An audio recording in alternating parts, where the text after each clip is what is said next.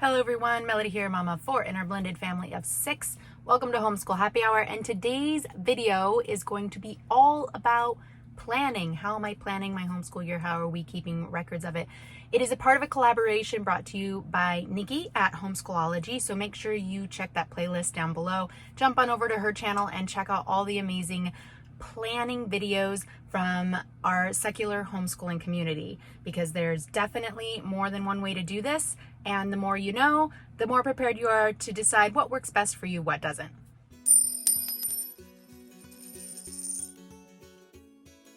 If you're looking for what curriculum or curricula that we will be using next year, I do have a couple videos on that, so feel free to check those out. Otherwise, today's video is specifically about planning and how we are planning our school year and what that looks like. I do have a couple of factors that I think most of the other homeschool moms don't have that you might be watching in these videos. Number one, I am homeschooling after divorce, so those give us some parameters that we have to follow that other people don't have to follow. And number two, we partner with the public school, and so there are some new parameters this year, as my oldest homeschooler will be registered as a 9th grader with the public school for sports. And in our state, they have some special things that I have to do for sports. First, this year I decided to keep it simple, stupid. Kiss. I am an over planner. Every year I try and take on too much. It's overwhelming. And this year I'm like, I'm not going to do it. I'm not going to do that this year. And so we're simplifying big time. My first step in simplifying is I purchased pre-made planners.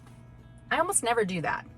In the past, I have kind of put together my own planning and record keeping and tracking of things, and they worked for sure, and there's nothing wrong with them. It's just I tend to like to change things up, variety, spice of life, all that. And so I don't like reusing the same thing every year after year after year. So every time I create a planner, every year I adapt it a little bit more. This year, I haven't had the time or the patience or the inclination to do that. And so I just purchased these planners. My first planner is this one. It's a hardback, kind of heavy duty. This planner will be for my 7th grader. We will be planning together. And by that, I mean, we do retroactive planning. And if I go to our first week, I've already kind of started writing in some things. It's got a space for our goals. They are with their biological father for every other weekend for like 5 days at a time. So I've crossed out the time in the calendar when they're gone. And then this has 2 columns. In the first column, I'm going to write what subject areas we're working on, what order we're working on them. And in the second column, my kiddo, Bean, will write what she accomplished. That's the retroactive planning part. Now, some of these things, if it has a star on it, are things that we do together. Some of these things are things that she does independently, and that will shift as the year goes on. It's pretty simple, just this regular old planner. We do have a month at a glance, and then we just have each week has what we're going to be doing and what we will be doing. For the most part, because we do retroactive planning, I will have just the subject area listed in here, and then we'll write down what we did after we did it. If you want more on retroactive planning, check out the other videos. Make sure you like, subscribe, follow along so that you can get the videos that have the details about some of these things. But other than that, I'm keeping it simple. It's pretty easy, pretty basic. I don't have a lot of prep work in advance for her, other than deciding what her routine will be during the day, which I'll touch on that in a second. But before I do, I have my second book here. This one is for my 10th grader, and it's smaller, lighter, and she will be in charge of this one. I do start the year off, or I will start the year off by writing out her subject areas and kind of giving her a guideline for how to use this, an outline, if you will. Since she will be taking classes at the public high school, this will give her space to write down what we're doing for homeschool, and then of course what she is getting assigned in her on-campus courses that she plans to take. So if she does have assignments from her teacher, then when I do things in my car, things kind of go everywhere. If she does have assignments from her teacher, she can write those down, know what the assignments are, know what the homework assignment was, etc. But for homeschool, she will also be doing retroactive planning for the most part. As you can see, it's pretty simple. Pre-printed, pre-purchased. I think both of these were less than $15. This one for sure. But to me, it wasn't worth the time and energy to do my own thing this year. I'm like, don't reinvent the wheel, keep it simple. We just have these planners. Now, as far as what we're doing special for us, first of all, because we are homeschooling after divorce, a part of our parenting plan says that by July 30th, I have to provide all of our homeschool plans and curriculum to my ex-husband so that he has a chance to review and object if he feels the need to do so.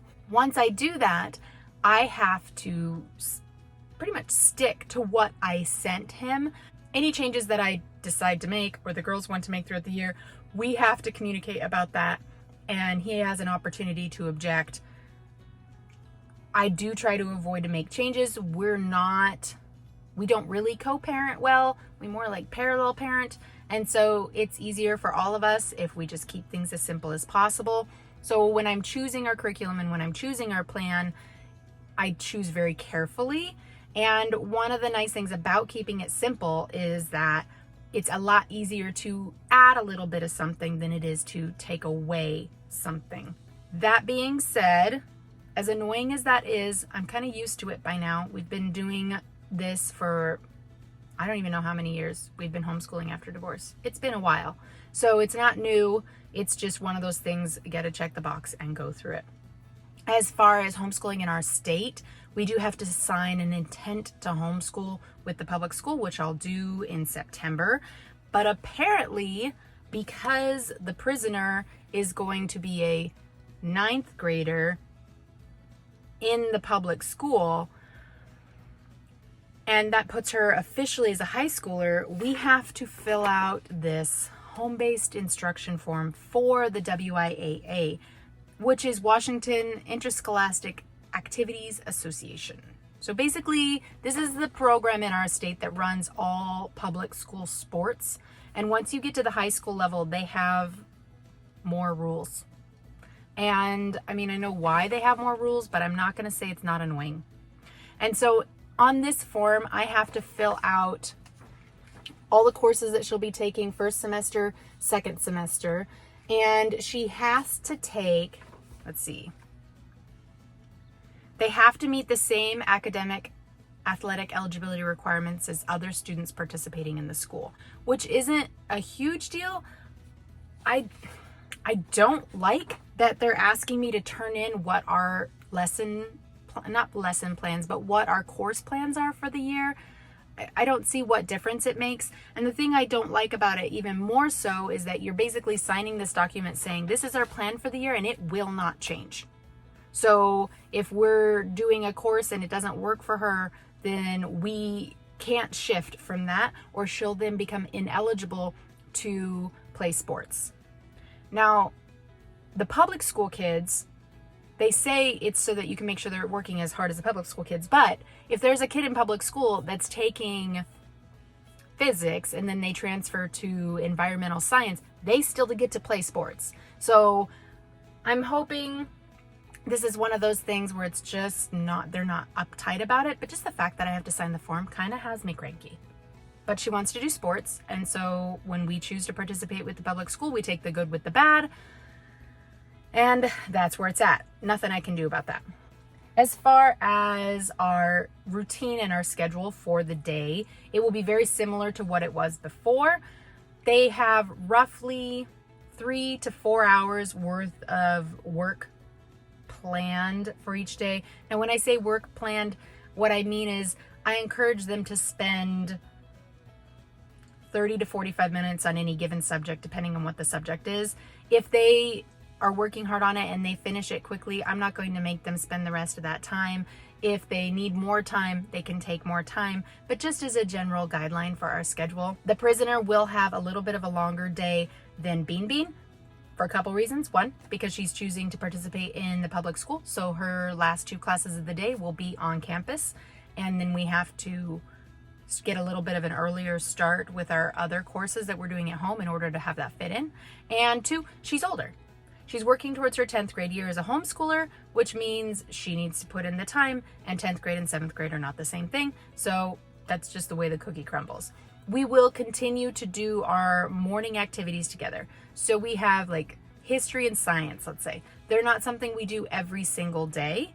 We switch it up. We'll do history one day, science the other day, and it's something that we do together. Those are family activities or family courses. Once we're done doing those together, the girls will split, and then Bean Bean will have her independent work while I can do one-on-one work with the prisoner as needed. And then we have a lunch break, and then they switch, and I do one-on-one work with Bean Bean, and the prisoner has independent work before she goes to her classes. Keep in mind, this is an outline. I don't believe having a really rigid schedule is helpful. I do believe that routines are helpful, and every kid is different. Some kids need more structure than others.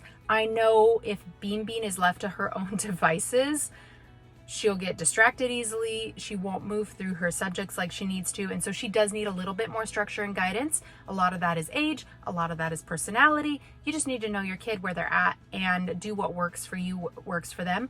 The prisoner, she wants a lot more freedom. There are a couple subject areas that she needed some more help with, so I will help her with that. But otherwise, she's pretty independent and does not need that high structure of environment. Because they are junior high and high school, they both will have sports in the afternoon. They both will have piano lessons once a week in the mornings. And hopefully that explains our day to you. Let's see, I've got our planners, our schedule, our routine. Make sure you check out the other videos and see what the other mamas are doing. Thank you for working with me here while I do my video in my car today. I've got one of my kiddos in the school building as we speak, working on their summer weights program. So I figured this is the best way to get a quiet space to do a video. If you have any questions about our planning, how we plan, what we plan, why we plan, drop a comment in the box below. If you have any suggestions about things that you have tried that you want to share, drop a comment. Let me know because I love your guys' input. Otherwise, that's all I got for you today, and I will catch you next time.